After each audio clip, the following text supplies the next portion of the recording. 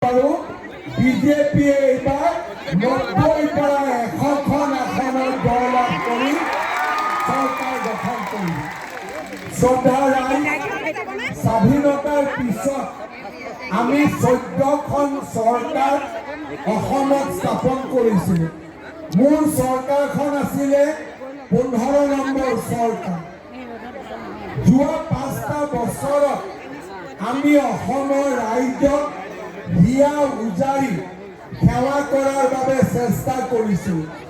মই যেতিয়া ইলেকশ্যনৰ মিটিঙত কৈছিলোঁ যে আমাৰ দল বিজয়ী হ'লে আমি ১ লাখ যুৱক যুৱতীক চৰকাৰী চাকৰি দিম, তেতিয়া মোক কোনেও বিশ্বাস কৰা নাছিল। যেতিয়া মই কৈছিলোঁ যে ১ লাখ ল'ৰা ছোৱালীয়ে চাকৰি পাব, ১ টকাও ঘোষ দিব নালাগে, তেতিয়া মানুহে মোক হাঁহিছিলে।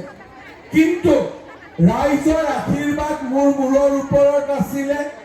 ৫ বছৰ হৈ গ'ল, ১ লাখ চাকৰি দিম বুলি কৈছিলোঁ।